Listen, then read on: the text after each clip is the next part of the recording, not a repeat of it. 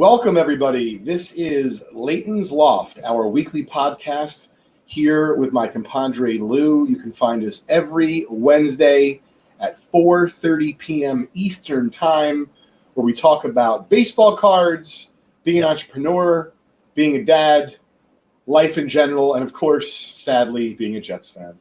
Oh, God. Yeah, that was horrible, isn't it? Putrid is the word I've been using. I'm now starting to side with my wife and realizing that it really isn't very nice to Crosby to tell him he should be encouraging Daddy to like the Jets also. He really should take a dart, spin a wheel, choose any other team other than the JETS. And at least if it's the Browns, like it's his own misery. His dad didn't make him like the Browns.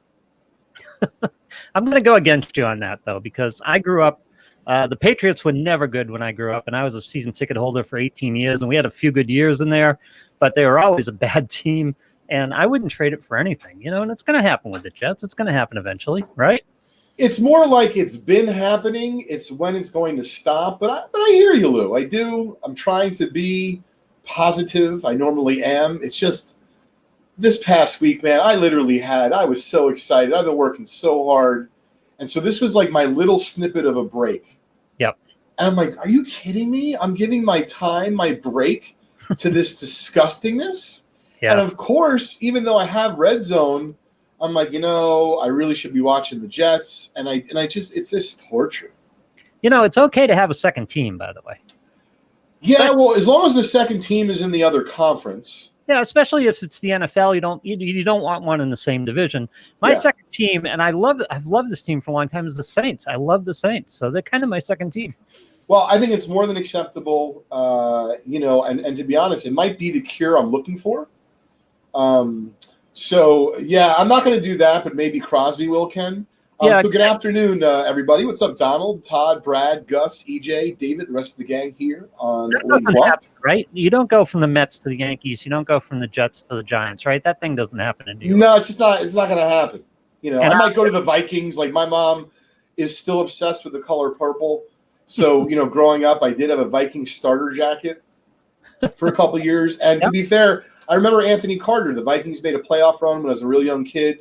And I remember putting Band-Aids around my fingers that, I could potentially, imitate some of those. The Packers aren't a bad. Julie's stepdad's a Packer fan, more than respectable franchise. No, same conference, though. You can't go that way.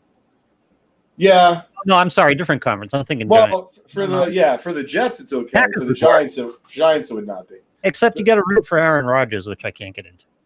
I understand. Yeah. So before we get any further into today's show, thanks for tuning in, everybody. We are going to be giving away 7 prizes on our show today at the end. And for those of you that have been around the block with us before, you kind of know how it works. All you have to do is participate in our chat on our show on Facebook. And although we certainly welcome you to listen to our podcast on Spotify or Apple or any of those other wonderful places that Lou helps us get our show uploaded to afterwards, the only difference is you will not be able to win a prize because we only give away prizes while we're live on our podcast, which is a very unique, fun way to differentiate what we do here, and that's how you know the difference. You're hopefully going to get something out of it if you listen afterwards. But if you listen during, you're generally going to have a shot at something. And it's not like we have thousands of people here. Right. We got a few people around here. We appreciate the love. Sure. But you have a legitimate chance to win week in and week out. Yeah, and you want to participate here. You can get a second entry into our giveaways today by starting a watch party, and then we're doing the honor system. So just put a comment in the comments that says #watchparty and help us bring some other viewers in. We appreciate that. You get a second entry into the giveaway. Absolutely, but I would say 2 things. So one, we're going to go over the 7 prizes in just a minute, and we do appreciate everyone sincerely sharing. And I know you talked about the honor system, but I also believe in like checks and balances. Mm-hmm. So I believe that if you're audited at any point and you put down, for example, that you shared it, and let's just say Dougie does an audit or M80 does an audit and we found that you didn't, I'm not sure I'd want to be in your shoes that day. Yeah. So, let's just say, let's keep it all on the up and up. We're going to continue with the honor system. But let's just say, Dougie, he's watching. Yeah. The eye in the sky is watching. So the 7 prizes we have for today, a number of them involve a brake credit. And what's great about winning a brake credit right here on the Loft, if you win a brake credit to Vintage Brakes, you're not only going to get spots in your particular brakes that you buy into, but you're also going to get entered into our big event, which ends next Sunday, September 27th at 10 o'clock Eastern Time, where you can win one of dozens of prizes. All the details are available at event.vintagebrakes.com. What's up, Jason? Thanks for joining us. Evening, Gary. Afternoon, I should say. What's up, Dom? Hope you're feeling good. What's up, Alex?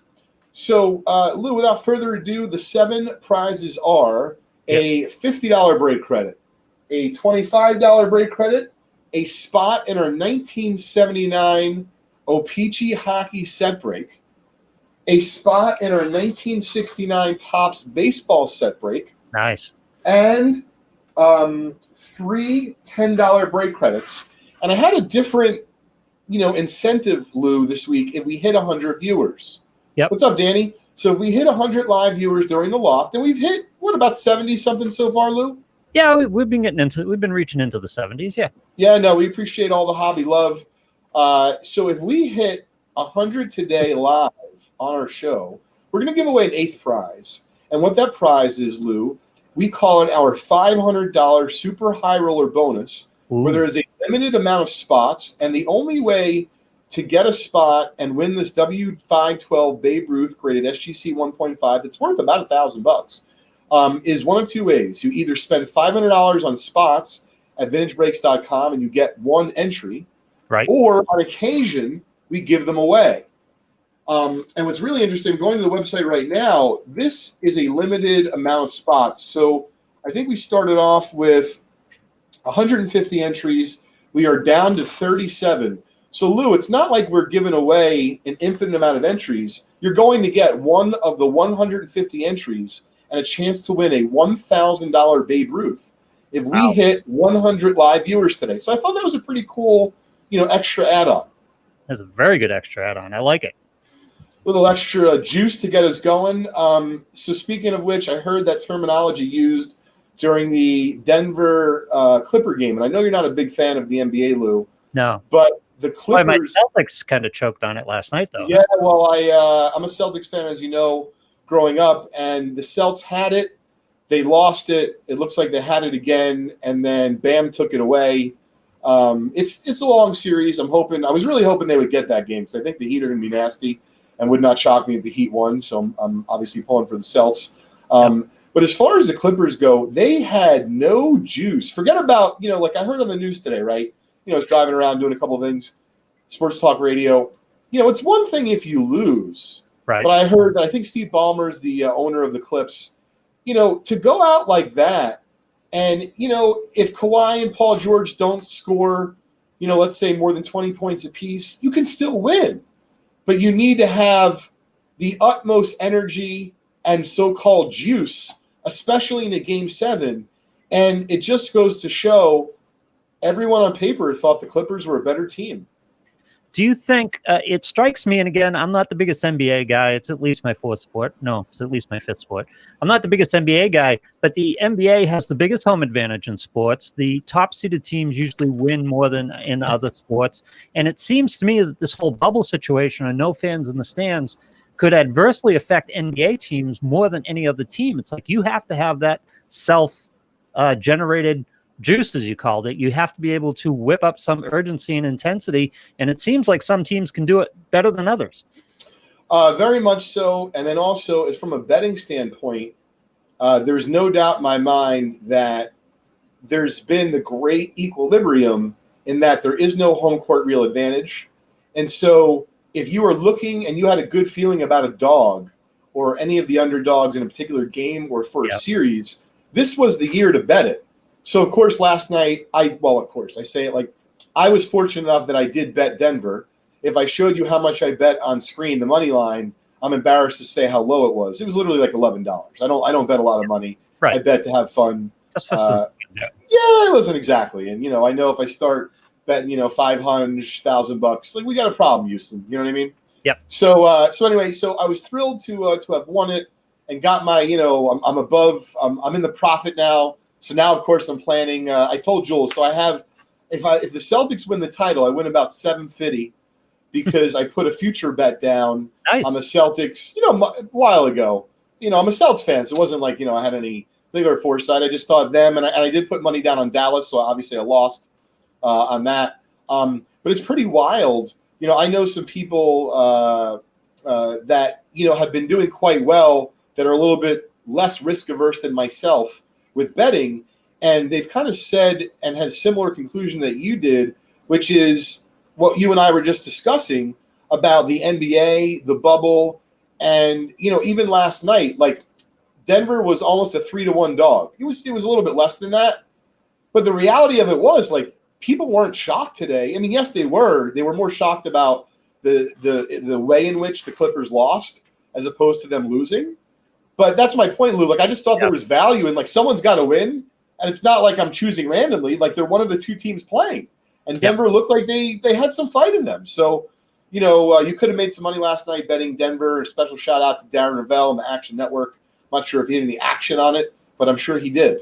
Hey, and listen, I don't want to knock the NBA or anything like that. I mean, they've always had this susceptibility to this energy factor. Back-to-back games. You never bet on a team playing a back-to-back game, and they have trouble getting up, and that's regular season. But I'm telling you, on these athletes, this bubble situation has to be wearing on people. Has to be. Oh, mentally, Lou, there's no doubt.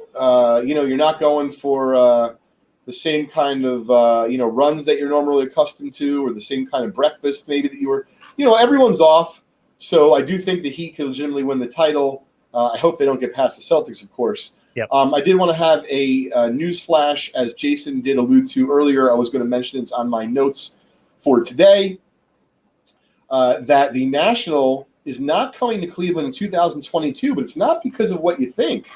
It wasn't canceled. It's simply the event venue itself closed. Oh, Close the windows, close the doors. See you later, bye. So they're going to have to come up with a new location. Don't know that it's going to be in Cleveland for 2022. We do know that next year the National is going to be in Chicago, all being well. And we'll take it from there. So, Chef, welcome. I saw you lost your keys. Yeah, we got to give him some sympathy here because no one's supporting Chef here. He lost his car keys. So, speaking of losing something, I spent about 10 minutes looking for my headset you see me wearing now. Yeah. And I'm like, wait a minute, I just used it last night. It's not like I'm going out rocking parties, going to the bar, drinking during the last, game 7. So I'm like, it's got to be here. Welcome. Lou, I put it in the same place every time I use it, just so I know it's going to be here. Yep. And so on a whim, I go downstairs and I'm like, maybe it's in my shorts that I wore yesterday. Yep. They're not. So on a complete whim, I say to Julie, I call her all, different varieties of names, most of which I can say on camera. And I said, honey, do you have it was more of like a combination of, hey, do you have any headphones I can borrow, the old school variety, for my mic upstairs? Right. Or on a long shot, have you seen my fucking headphones? So wouldn't you know it, the ladder came up and she goes, yeah, it's been a long day. She goes, I have your headphones right here, with a half a smirk and a half of oh shit. I said, do you realize I just tore apart my fucking office looking for my headphones, which I know should have been in the same spot? You can't do that. Not with someone who's doing as many on-screen appearances as you are. I said, do you know what I do for fun, for work? I have this thing, it's called Breaking. Yeah. I have a podcast, and it was she literally goes like this. So I said, all right, at least I know she understands what happened, and I'm hoping, I'll get some additional payback in some form at some point to be named later. There you go. Right. Exactly. You know what I mean? I'm flipping through last night, and I saw you on with Vintage Break South. It was great. I'm going, this guy is never off camera here. That's why my headphones should have been in place. Speaking of which, shout out to Chris Gilmore and Drew doing a fantastic job at Vintage Break South. Tonight, special Vintage Breaks West edition. I heard that Sir Charles G is going to be in cowboy boots and in rare form. So we'll just leave that to the imagination. But it's going to be a fun episode tonight. And I know in just a few minutes we're going to have our guest at the top of the hour, Michael Rasile. He has a podcast called For the Love of Sports, and somehow in between, and I'm going to let him run through his esteemed guests. But Brandon Steiner, like guys that are worth either a lot of money or they've done some cool stuff, and somehow he selected me to be a guest on one of his podcasts in the past, and so that's how our paths crossed. Michael's a great guy. I've listened to some of his podcasts, and just to kind of provide some perspective, I'll let Michael really give you the deep dive. But For the Love of Sports, Lou, is really he's trying to show people that you can really have a wonderful career in sports, even if you're not good enough to be second baseman alongside Jeter. Yeah. And I like that approach. So he's talking to knuckleheads like me that sell baseball cards.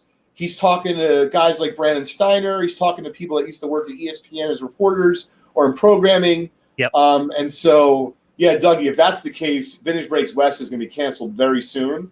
I just saw that. That would be a big problem, especially in today's day and age. We're into relationships now. Alex has a marriage story. Oh, interesting. Oh, love the cleaning. She claims it's messy. So here's the deal. Julie cannot clean or touch my stuff. That's just the general rule. Now, see, I have a different problem because I have a girlfriend and I have my own house, and she comes over and stuff like my knives and all my stuff in the cabinets will go back in different places. And it shouldn't drive me nuts, but it drives me nuts. And I understand why, because she's relatively short. So I put stuff up high and she wants stuff where she can reach it. But man, you got to have a little routine in your life, right? I got to know when I'm going for the kitchen knife where it is. Man, if I had to go through what I went through today every day to find my headphones to go live, I would just find something different to do for work. It's just too stressful. We have we got another couple minutes here. Gus said the NHL is in the same boat as the NBA, and I kind of disagree, especially in the Stanley Cup playoffs, because NHL players, what makes the Stanley Cup playoffs so damn good is that NHL players in the Stanley Cup playoffs are playing for themselves for the Stanley Cup. It's not about a check. They're not professional players. They're kids who are out playing hockey all their lives and want their name on the cup. That's what makes it such a great event. And I think NHL players can whip up some intensity. If they're playing in a barn, if they're playing on a pond, if the Stanley Cup's on the other end of it, they're going to go out and play. I agree with you. I think it's a little bit different, but certainly I can understand where Gus is coming from. Yep. One of the topics I wanted to cover today, so we can talk some ball cards here, is the idea of grading. So Scott Allpart, our vice president, we were fortunate enough, is coming back next week after, basically being, if you will, on extended spring break from COVID. And one of the things that, I've been doing, if you will, in his absence is making sure, hey, what's up, Monty? How are you? Monty, who will be a future guest on the Loft, is helping us with social media and blogging and a whole bunch of other stuff. So He's Monty, with the right. of the show, it cannot work the other way. He's absolutely right. You 100%. Yep. He says, and I quote, "If I move Darcy's shirt, if I even move a single shirt of Darcy's, I fear getting shanked." Yeah. And for those of us who are unclear what that means, it means something different in every marriage. See, now, Monty, you're maybe not married, you may be married, significant other, casually dating, whatever the case is, here's the deal. Everyone's protective of their shit. Yep. And it definitely has levels. But only half of us have a right to be protective of our shit. And that's the female half. Exactly. Well, Lou, you stole my thunder, bud. I'm sorry. I didn't mean to. It's all good. I'm glad that we know each other so well. So that's the deal. 50% of us have a claim. Unfortunately, Lou and I are not in that camp. No. And neither is Monty, which is why he intelligently said, I could get shanked. He might have it actually worse. He might become a prisoner of his home, not of war. He's locked in the basement. Like, you guys have all seen Pulp Fiction and the Gimp. Yep. Like, all of a sudden, like, Monty's the Gimp. Monty doesn't want to be the Gimp. Right? Come on, guys. It's just really bad news. I love, and you're absolutely right. I love how you bring up that means so many different things in so many different relationships. I was just thinking him literally as shanked, but you're right. Yeah, it can listen, and maybe for example, in Chef's house, because he's the chef, maybe his wife flings like the dinner at his face. Because that's the equivalent in his house of getting shanked. Yep. Now, to be fair, I met Chef's wife. She's lovely. I couldn't see him seeing her do that. At the same time, Chef's a guy, and guys just do dumb shit. So it's just the way it is. Yeah, but someone said here a second set of headphones would be good, and I would tell you as a broadcast professional, yes, I get like 10 So pairs. here's the thing. I have 11 pairs, but unfortunately, this microphone. Nicholas said it. Uh-oh, what happened with the microphone? You got to plug your microphone back in there, Leighton. Something happened there. Yeah, so this is what happens. This is why you don't mess around. Yeah. Right? These are all really good life lessons today. So good broadcast lessons, which are the same thing too, by the way. Yes, absolutely. It is better than being the most throw 'em in the bathroom. So before we have Michael on in just a minute, I wanted to mention Chef says to put the lotion in the basket. That's if you come away with nothing else today, please come away with that.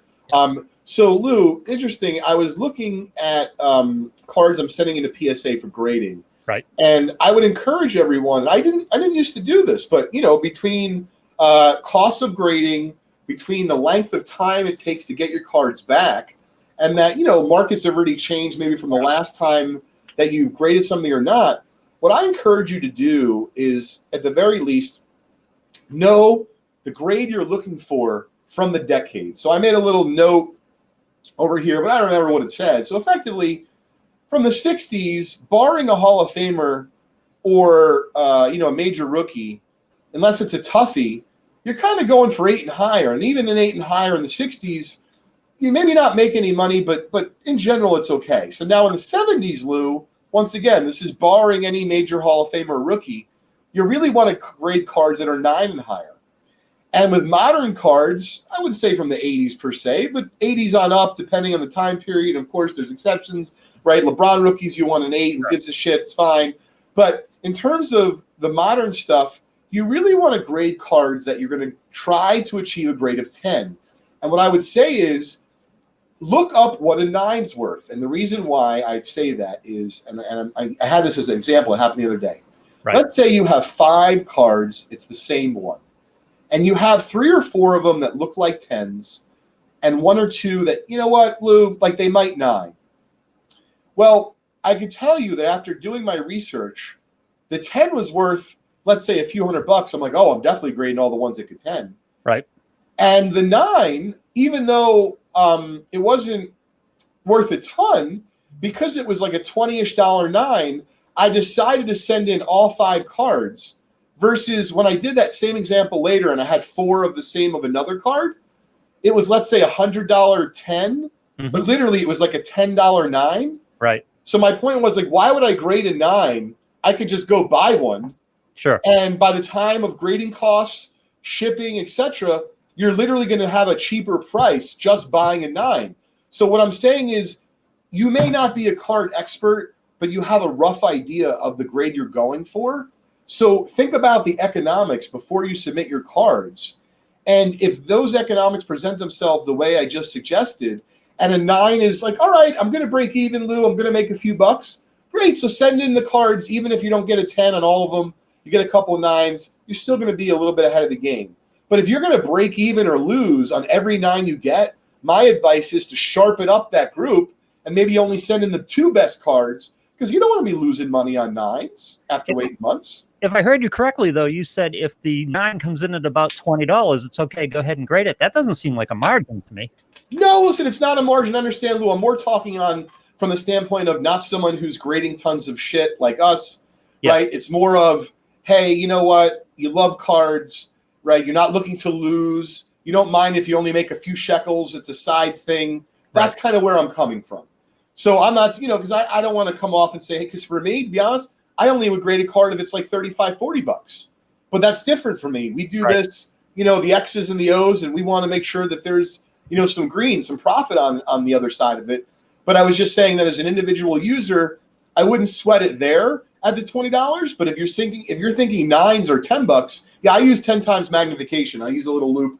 I don't have it near me. I'll show everyone next week. But should people assume, to Brian's question, should people assume they're skilled enough at estimating grades to buy a loop and get into it? I'm guessing that's a pretty rare skill. I know you're very good at it. Sure. So I would say it's not rare. It's an acquired skill that you can get with practice. That's why I'm saying to you, yes, I'm good at it, but I've been doing it a long time. So unless you're going to pay someone else, exactly, Chef, the 9 could go up as well. But unless you're going to pay someone else, Lou, to screen your cards, this is literally the way I learned. Right. I tried to figure out what I was going for. When I got the cards back from PSA or in some cases SGC, I said, wait a minute, I was going for all 10s and, I got 73% 10s. Feeling pretty good. That's a good way to do it. Here's an interesting point, too. Do you have a responsibility to not contribute to the grading backup that the whole industry is facing right now? Well, it's interesting. I don't know that, and believe me, I think it's a valid point. I don't know that many people are thinking about that. I think they're more considering the way that, Minnesota Husker, I don't know if you mean this, but I think that, hey, at the end of the day, right, they're not going to just grade your cards. They're grading your cards and everyone else's. So if you send in the cards that you just either A, want graded, B, it's worth it for you to get graded, then at least you're going to end up not contributing to the problem. But the reality of it is, Minnesota Husker, I don't think people are that sensitive, and they're looking out for like clogging up the grading system. I think they're just looking out for themselves in the sense of, hey, I'm either going to waste money or have money tied up. Grading is not cheap. So even if you break even, let's just say you send in 100 cards and you break even, forget about what the cards are worth. 100 cards is going to be, what, $1,000-ish in grading fees? Yep. So to have that kind of money laid out just to have to get it back, it doesn't feel that great. We can talk about it more if we have time at the end of the show today. I know we're a few minutes past 5. I want to bring in Michael, if we can do so, Lou. Yes, Michael. Michael, how are you doing today? Wonderful, gentlemen. How are you? Very well, Michael. How are you doing today? And I appreciate you joining us. It's a great day to be alive, Leighton. You know that. It is. Absolutely great day to be alive. I appreciate being here with both of you guys. Thank you so much for having me. Thank you. Now, please tell us the truth. How long did it take you to meticulously groom because I can't do what you do. Like, that's not possible for me.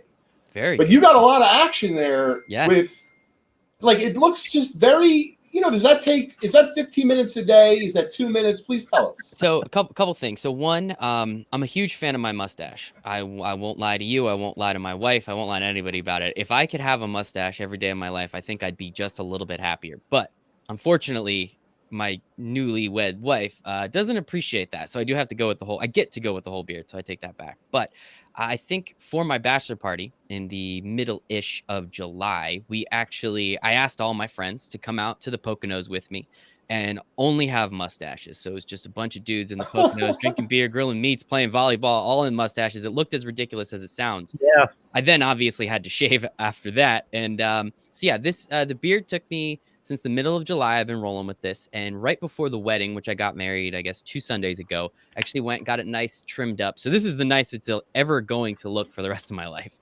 So no, I did not do this. Don't worry. I paid $25 to a wonderful gentleman. I think his name was Vince. Did a great job. And now I'm starting to let it get a little grizzly again.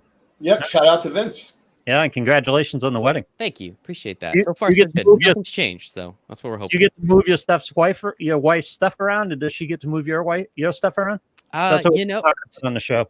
So far, so good. No one's moving anything at this point, thankfully. But if I was a betting man, which I actually am, I'm sure she's gonna move more of my stuff than I am gonna hers. So. Yep. And if you want to stay happily married, I would continue that trend. Thank you. I will take that advice, Leighton, and I will take that right to the bank. I appreciate that, man. So, Michael, why don't you tell us a little bit about yourself and your podcast and how our paths crossed? Yeah, 100%. So, I don't remember how. I honestly don't remember how we connected. I think I found you on LinkedIn, I saw you were believe doing so. some cool stuff. So I have a podcast called For the Love of Sports. Leighton was actually on it. I want to say episode 86. I just recorded episode 202 today, which was absolutely fantastic. So that'll be up in a little bit. But what I do is I talk to people in the sports world, and try and make those connections to sport business. I've always loved sport business. I think it's such an interesting place. I enjoy business itself, went to school for it, the whole nine, but the sport business arena just has a little bit more flair to it, right? Fan is short for fanatic. And so many of the people that go into sports business have that love of sports in some capacity. So what I've done is I've just compiled, is mostly over quarantine, and in this pandemic, been able to talk to some incredible people on how they broke into the sports world, why they love it so much, and what they do on a daily basis to make sure they take it to the top, right? Because everyone wants to know how to break in. But once you break in, what's the point of breaking in if you're not going to do anything with it? So it's that extra avenue that I love to talk to people. And again, Leighton had you on the show, and you did an incredible job at explaining where you came from with both Rutgers alums, how you hated that corporate lifestyle, quickly got out of it, and really started doing your thing. So don't need to bore your audience. I'm sure they know your story very well, but it's just been an absolute blast. And with that, been able to talk to some incredible people, compile some of these interviews, and actually wrote a book that's going to be published in December. So very excited about that as well. Yeah, we are excited here, Michael. We're actually trying to get him connected with Darren Ravel so they can talk some shop. So, Michael, why don't you share with us a few of the folks that you've interviewed amongst these 200 people, of course, besides yours truly, Yes. and kind of give us, with those examples, the wide, array, like, you're literally interviewing someone that deals with baseball cards all the way to horses. I mean, I'm making it up, but I'd love to hear about some of the names and if you will, their occupations, and I'd love to hear a little bit of detail. 100%. So I actually have baseball cards, as you said, with yours truly, but a gentleman by the name of Drew Scheinman, incredible guy. He actually really, really cool story there. So he worked with the Baltimore Orioles when they won their World Series back in the early 80s. He then went to the Mets in 86 and was there when the Mets won their World Series. So in the span of about 5 years after college, this guy already got 2 World Series rings. I bring up the horses. Yep, I bring up the horse. It's incredible. Such a cool story. Oh my Bring God. up the horses because he actually worked for the Breeders' Cup for a few years and really helped them expand what they were doing. So he had a huge part in that. And he also worked with Coca-Cola. And for anybody that doesn't know, Coca-Cola is based out of Atlanta. So he was in Atlanta for the 96 Olympics, where it was his idea. If you don't know about it, highly suggest anybody out there to look it up. Coca-Cola created a Coca-Cola theme park in Atlanta for the run up to the Olympic Games. And that was his idea. So he literally created a theme park for Coca-Cola in Atlanta and got to run the entire thing. And it was absolutely incredible. So there's so much more to his story, but he was absolutely fantastic. Can't remember which episode number he was, but such a cool guy. And what he's doing now is incredible. And then I actually had the opportunity to interview his son, Alex Scheinman. Alex created I guess a charity, let's call it, called the Macon Lemonade Fund right after coronavirus and COVID-19 kind of took over to help raise money. It's just such a cool fund what they're doing, just trying to help people be able to just kind of live their lives again. And he's doing it through the lens of sports. He has already created a partnership with Kevin Durant and the Boardroom, where he had a little series called the Classroom Series, where all these kids now weren't able to go into class. So what he did was he got incredible people from the sports business world, such as Mark Cuban, such as Kevin Durant. I'm pretty sure was on. He had Rachel Nichols on an episode where he allowed students to moderate a discussion with these incredible sports business people, and then share that through LinkedIn Live, through Instagram Live, and all these other things. And through this, was then able to create a program out of it, and is now, as I said, partnered with Kevin Durant and the Boardroom, where I think they changed the name from the Classroom Series to the Boardroom Series, I think. But dude's 23, 24 years old, just making moves, and is not messing around. So it is a lot of fun to see just some of the cool people that I got. And that was just an interesting fact. I got his son first. I got Alex. Sure. And Drew liked the interview so much, I asked him to come on. He had a pretty cool story as well. That's great. Michael, you're about to do interview 202 coming up, I think. 202 was today. Yes, that one is going to be released, I think, whenever I click the button for it to go live in a couple hours. So I interview for a living, and I love the art of it, and I want to know what you've learned in 200 interviews. What are you doing now? What do you appreciate now that maybe you didn't know 200 interviews ago? Well, here's first I want to tell you, if I could do one thing for the rest of my life and make just enough money to pay my bills, it would be to interview for a living. So I really think you and I are going to have a conversation after this. I would appreciate that. But just in terms of what I learned, it really comes down to mentality. That's something that I really have started to focus on a lot over the last couple of years. But getting to speak with people like Leighton, getting to speak with people like Drew, his son Alex, some of the incredible females that I've had on, obviously their road through the sports business world is just a little bit different than ours, whether we like to admit it or not. It's really comes down to mentality. If you want something, it is there. And as big as we think this sports business world and sports world is, it's much, much smaller than we realize. Once you start talking to a couple people, as Leighton said, I would love to get in contact with Darren Ravel. I know two people that know Darren Ravel personally, and you are sure as heck that I reached out to both of them to see if I can get in contact with him. So the more, the merrier, of course. But it's just understanding that there's so much going on in this in the sports business, and then there's also just the influence on top of it, right? I had an opportunity to interview a gentleman this afternoon. His name's Matt Hochberg. He is a sports marketing agency, and we spoke about the opportunity that these athletes have, specifically in the NBA, but all over sports, and how their influence is growing and growing in the age of social media to allow them to institute actual change.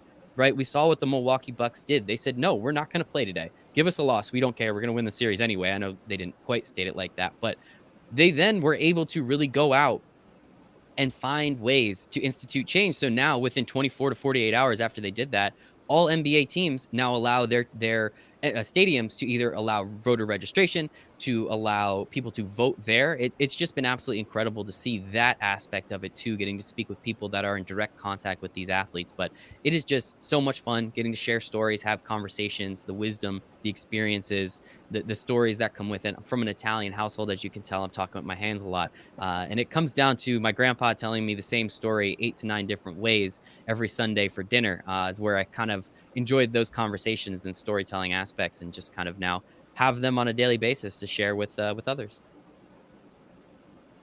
That's great. Tell us about you interviewed Brandon Steiner, right? Yes. Yeah, he's in the So book. tell us how you were able to connect with him, and tell us what it was like, interviewing him. I've certainly learned a little bit about him and read some of his stuff through the years, but I'd love to hear from your perspective.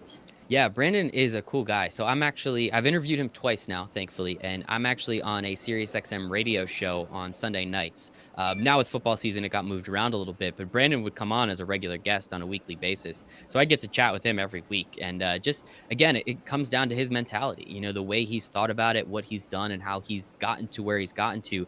He's got screwed over a lot, being here in the New York City space. Some of these athletes don't exactly do what they're supposed to do. I don't think I'm going to share any of their names here because we're live, of course. But it's just so interesting how he's, obviously, if you don't know Brandon's story, he started Steiner Sports. Some stuff happened. He sold it. He was then kind of unceremoniously taken out of his own company. So that's, again, Google it. You can find out and make the inferences for yourself. But he's pretty much come back and said, you know what, I'll just do it again.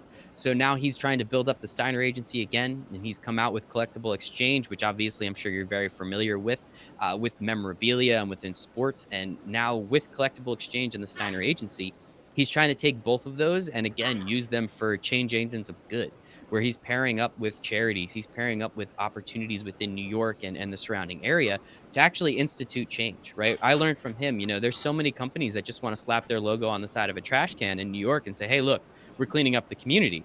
But in reality, that's not what you're doing. You're just slapping your logo on the side of a trash can. So where he goes is he talks to these companies and actually pairs them with the community charities that are already instituting that change, to inject cash into these opportunities to have them just accelerate their processes and their structure faster. So that way they can start to institute even more change with someone like McDonald's money or Nike's money, because we know they have a couple more dollars than you and I, Leighton. So it's just one of those opportunities where learning that from him was really interesting, and kind of how his brain works to connect sports and marketing and appearances to the charitable effects that they can bring at a very high level and at a very consistent, persistent speed. Interesting. So in terms of all the folks you met with, and I've looked at your roster, who, because Brandon, of course, is obvious, but, aside, of course, from yours truly and baseball cards, what is one of the more interesting entrepreneurs doing in sports that you'd like to share their story with us?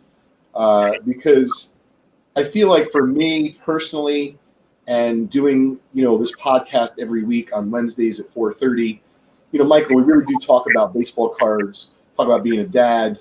I like to joke, but I absolutely talk about being an entrepreneur. Certainly work very hard for that right to do that. And I would love to hear, whether it was data, whether it was social media.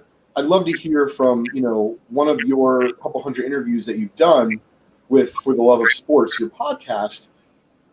What sticks out to you to be really interesting? Like, wow, that person, like the way you described that Olympic pavilion being set up, very cool, but he was doing that for another company. Correct. Is there someone who took an idea or a set of ideas and they ran with it themselves, and they took their experience, working for a big corporation or working for the New York, Yankees or whatever the case is, and they decided to do something for themselves? I'm curious, have you interviewed someone like that?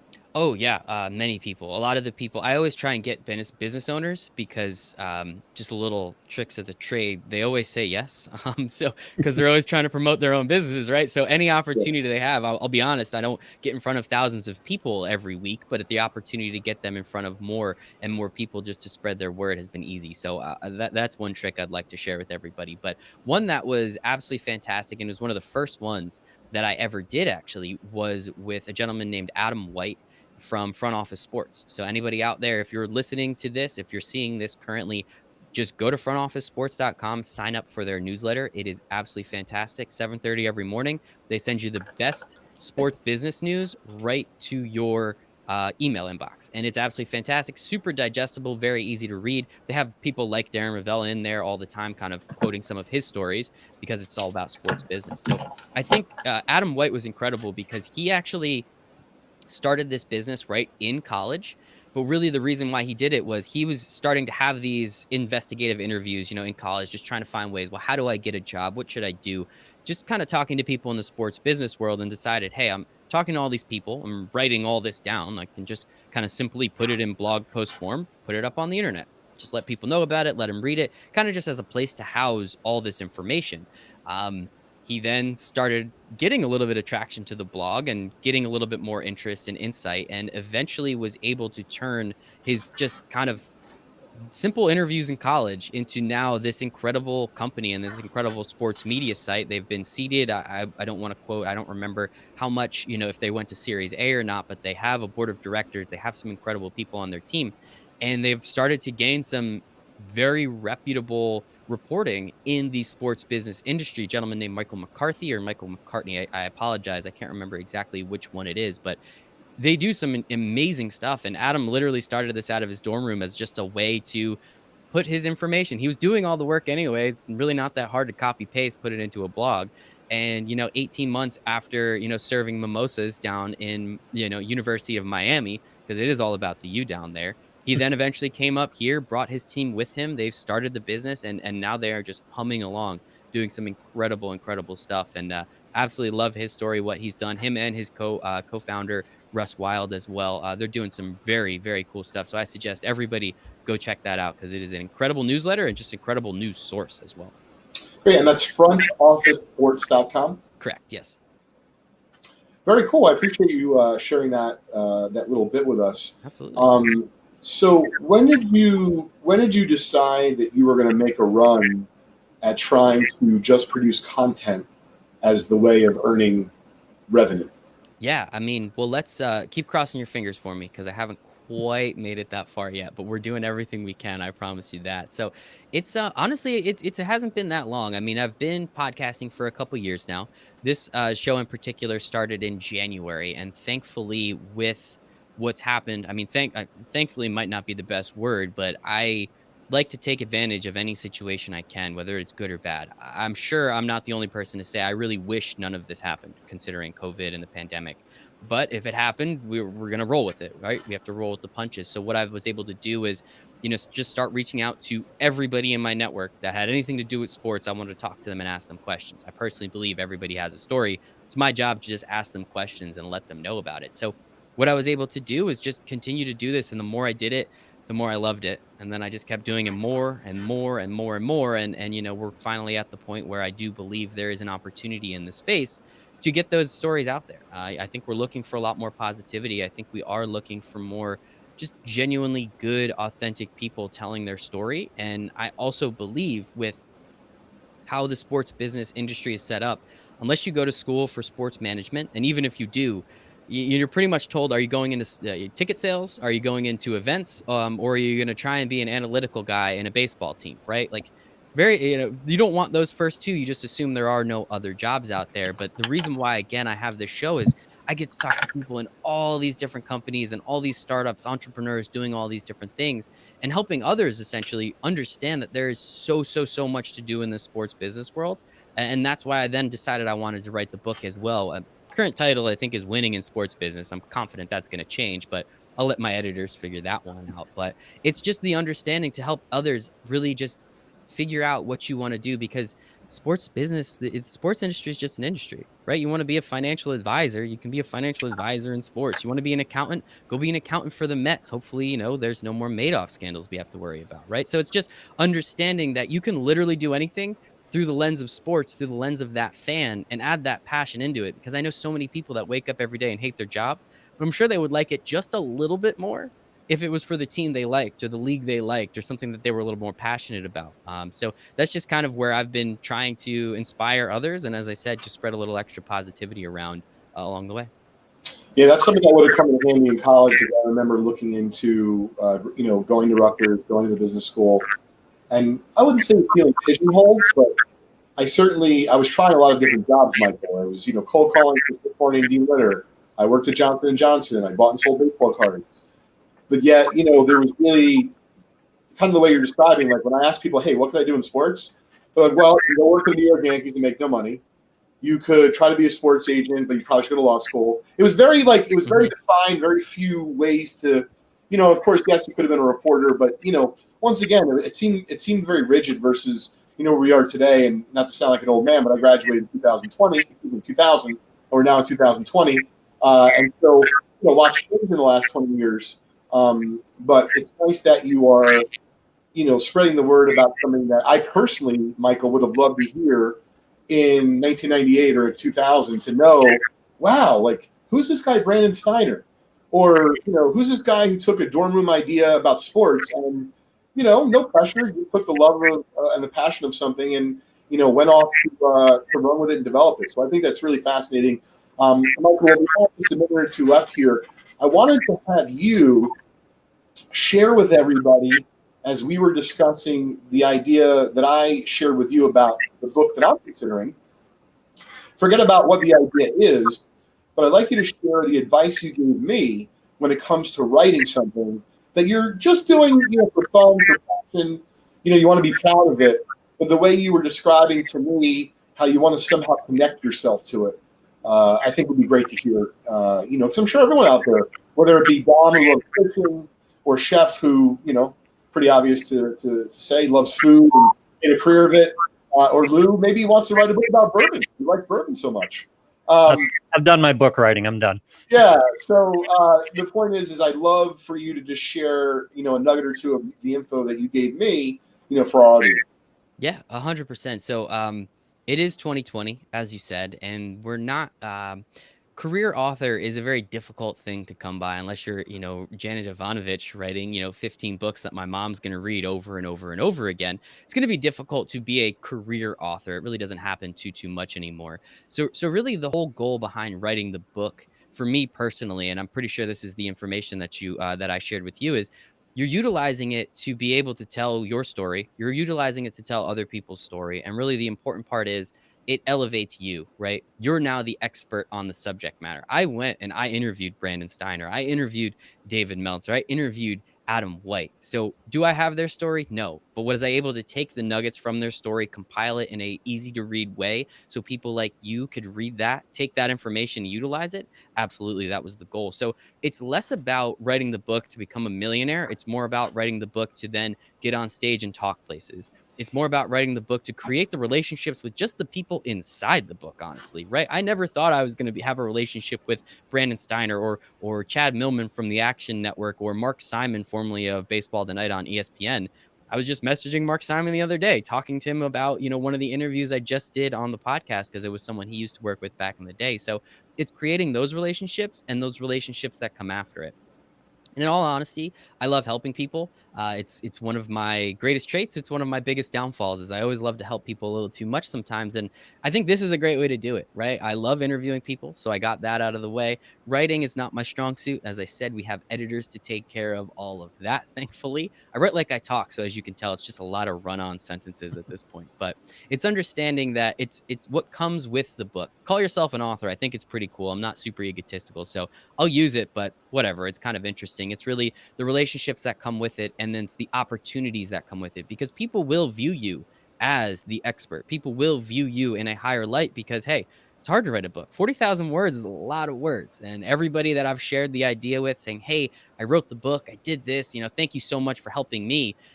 They all said it's one of the things they've always wanted to do in their life. I was like, hey, man, if I can do it, I know it's super cliche, but if I can do it, I promise you, you can do it as well. It's going to take a little while. It's going to be a little difficult. It's not the easiest process, but thankfully I had a good team behind me and was able to create that structure. So it's everything that comes with being able to publish that book. So I know it's not quite the most succinct. I know it's not quite the best possible thing. I'm not going to make $1 million, probably going to put it on Amazon for $1 for anyone to want to go out and read, but it's getting my name in front of them in an extra way and in a way that kind of elevates me a little bit within this sports business universe. And hopefully one day, that podcast will take off. I can do this every single day like you and, hopefully just make enough money to pay my bills. That's all I'm looking for at this point. It's about branding, isn't it? You just talk to people, you network, you build a name, and hopefully that creates a big enough net to reel in some really great opportunities. You and I are on Sirius XM. I'm not making a ton of money doing that, but it's a brand. You're out there. People know you. You can get on the phone. You can text somebody. You're going to get a reply, and you start conversations from there. It's just about casting as wide a net as possible. That's media in 2020. Just build a brand. I love it. You got it, man. Absolutely. Well, thanks for taking the time today, Michael. Really enjoyed it. And once again, folks, if you'd like to check out his podcast, it is For the Love of Sports. And where can they find your podcast, Michael? You can find it anywhere, Spotify, Amazon. I do everything live streamed to LinkedIn now. All those videos then go up on YouTube, so you can check it out there. But as you see on the screen, For the Love of Sports with Michael Rasile, pretty much search that in Google or wherever you listen to podcasts. You should be able to find it nice and easy. They can still find you on Win Sports Daily too, right? Yes, Win Daily Sports, absolutely. Yep. That I'm on Win Daily Sports. I do a lot of betting. I have actually a betting show coming up tonight, which is a lot of fun. So put my name out there any way I can, as you said, and hopefully one of these days, man, one of these days. Very cool. Well, thanks again for joining us, Michael. Thank you, guys. Appreciate your time. Thank you so much. All right, that was a nice interview. See, this is what it's all about, Leighton. Just keep doing stuff, keep meeting people. Yeah, no, it was great. When I was talking with Michael, he was like, "Wait, you have a podcast?" I'm like, "Yeah." He's like, "I don't understand. You haven't asked me to be on." I'm like, "Would you like to be on?" So hopefully everyone enjoyed that. Michael's a great guy. He's working hard, doing something that he likes, that he has passion about. Doesn't know if he's going to make more than a few shiny nickels. And does he care? Sure. But he's doing it the right way. He's, trying to do it. You can't make that the goal, right, Leighton? You can't be playing for the money. You hope it comes. You work till it comes. You want it, certainly. But when you're not doing it for nickels and dimes and just chasing it, it never comes. 100%. I wish that would have worked as a kid. I never chased being a pro athlete for money. Just wasn't quite fast enough. Wasn't quite good enough. But certainly understand, what you were talking about, what Michael was talking about. And really, I meant what I said about going to Rutgers. Lou, I was very, not just hardworking. I was very, exploratory. Yeah. Like I wanted to see what was out there. I didn't want to just be an accountant because my father was like, "Hey, son, you should be an accountant." In fact, I tried very hard to be the opposite, and so, if I had started out and said, hey, I have to make a certain amount of money selling baseball cards on my own, it would have been really difficult. So, one of the things I've seen recently as I've been consuming a lot of content from other entrepreneurs, like this guy, Dan Fleischman, or FLEYSHMAN on Instagram. He's the youngest public CEO in history. Yeah. And he's a serial entrepreneur and he loves it. But I love just some of the practicality that, he's bringing to situations. And he's kind of saying like, hey, if you want to do something super cool because you love it, you should definitely do that. But if you're doing it because you also want to make $1 million selling cupcakes and writing a book, maybe you should try to have your regular job as long as you can. And he literally is describing through his talks, hey, when that amount of money is now at or above what you're making during the day for a certain period of time, maybe that's when you take the leap. And he said he knows plenty of people that have taken the leap before and they've done fine, but plenty of the people that have taken the leap before and they're like, oh, I haven't seen a down period. And, 33 days into that, they're like, oh, shoot, what do I do? I didn't expect such and such to happen. And by the way, these ideas, these entrepreneurial ideas have to be bred a little bit before you let go. In other words, keep your day job, start this, dig into it. Because if you put all your support and all your emphasis and all your need on that idea, you're just going to stunt the growth of it. You've got to be able to let it grow a little bit independently where you don't depend on it. So that's totally what we did with Vintage Breaks. I mean, I know if we did a short film, I could show you the work area that we started and to do millions of dollars. I know we're a private company, but I'm proud to share. Yeah, we do millions of dollars a year in revenue. So to do that, and when we started, that wasn't the point. The point was wow, Leighton's a nerd and really loves to open up old packs, thinks other people might like that also. That's kind of how you start. So, Lee Chow, I'm glad you enjoyed the interview. Thanks for joining us, Jessica. Absolutely diversified, Todd. So I know we're a little bit over on time today, but I do appreciate everyone joining us. Let's give away the prizes. I'm not sure if we're having Dougie back or M80 or J5. Dougie's in. Let's bring Dougie in. Hi, Doug. How you doing? What's going on, guys? Dougie, we're going to randomize the list 9 times, sir. 9 times. All right, guys. Here we go. Good luck, everybody. These are for 7 prizes. 1, 2, 3, 4, 5, 6, 7, 8, and 9. So we have James, $50 break credit. Jeff, $25 break credit. Cuff Daddy with a 79 O-Pee-Chee hockey set break spot and absolutely the best nickname in the Vintage Breaks community. I can't read who 4th is. Minnesota Husker. Minnesota Husker won a 69 Tops baseball set break spot. And the last 3 folks, Lee Chow, I can't read the Ernie, and I can't read the other one. It's Rocco Riscato. It really tested me, Dougie. I can see that. $10 break credit to those last 3. Thanks again for tuning in here on Leighton's Loft, our weekly podcast. You can find us every Wednesday at 4:30 p.m. Eastern Time. You can listen to us in the podcast universe on Apple, Spotify, all that great stuff. But the only way to win live is you have to tune in with us every Wednesday, 4:30 p.m. Eastern Time. Now, coming up next is Vintage Breaks in all of its glory. YouTube.com/Vintage Breaks. Lou, Doug, and the rest of the gang. Thanks, everybody. See you guys soon.